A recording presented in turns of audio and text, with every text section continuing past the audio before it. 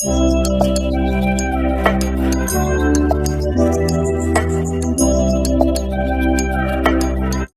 Friends, 1 kilo விரால் மீன் தாங்க வாங்கியிருந்தேன்.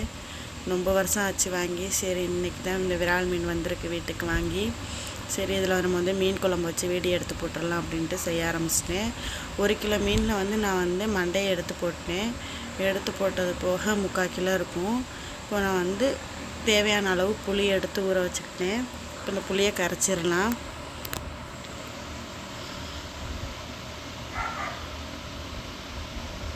புளியை கரைச்சி எடுத்தாச்சு. இப்போ நம்ம வந்து மசாலாத்தூள் சேர்த்துடலாம்.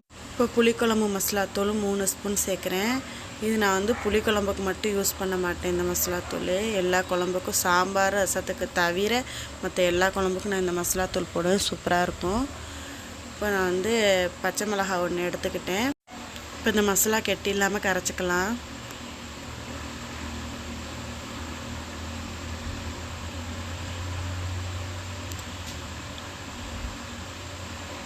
மசாலா வந்து கெட்டி இல்லாமல் கரைச்சாச்சு. இப்போ வந்து தேங்காய் வந்து ஒரு 2 கீத்து தேங்காய் கணக்காக நான் அரைச்சி எடுத்துக்கிட்டேன். இந்த தேங்காய் நான் சேர்க்குறேன்.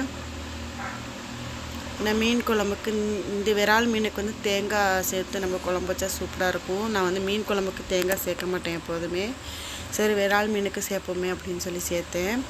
சூப்பராக இருந்துச்சு. இதில் நம்ம வந்து கொஞ்சமாக ஆயில் சேர்த்துடலாம். வெந்தயம் வந்து கொஞ்சமாக சேர்க்குறேன். நார்மல் சைஸ் வெங்காயத்தில் வந்து 2 எடுத்துக்கிட்டேன். கருவேப்பிலை கொஞ்சமாக சேர்த்துடலாம். சேர்த்து நம்ம பிரட்டி விட்டுறலாம்.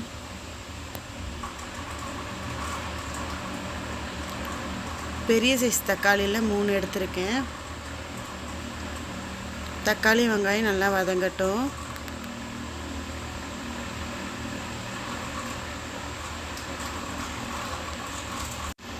தக்காளி வெங்காயம் நல்லா வதங்கிருச்சு. நம்ம எடுத்து வச்சுருக்க மசாலா கரைச்சி வச்சுருக்கோம்ல, அதை நம்ம சேர்த்துடலாம். இன்னும் நம்ம தேவையான அளவு உப்பு சேர்த்துடலாம். குழம்பு நல்லா கொதி வந்துருச்சு. குழம்பு நல்லா கொதித்து பச்சை வாசனை போனதும் நம்ம மாங்காய் சேர்த்துடலாம். மாங்காய் இருந்தால் சேருங்க, இல்லாட்டி தேவையில்லை. ஒரு மாங்காய் ஒரு 5 நிமிஷம் வேகட்டும். 5 நிமிஷம் மாங்காய் வெந்துருச்சு. இப்போ நம்ம வந்து எடுத்து வச்சுருக்க விரால் மீன் சேர்த்துடலாம். விரால் மீன் நான் சாப்பிட மாட்டேங்க. இந்த வாட்டி விரால் மீன் வந்து இந்த குழம்புக்கு சூப்பராக இருந்துச்சு. இதே மாதிரி விரால் மீன் நம்ம ஆக்கி தேங்காய் பால் சோறு ஆக்கி சாப்பிட்டு பாருங்களேன், செம்ம சூப்பராக இருக்கும். இப்போ மீன்லாம் சேர்த்தாச்சு. இப்போ நம்ம வந்து மீன் வந்து குழம்புக்குள்ள நல்லா முங்குற அளவுக்கு நல்லா அமுக்கி விட்டுறலாம்.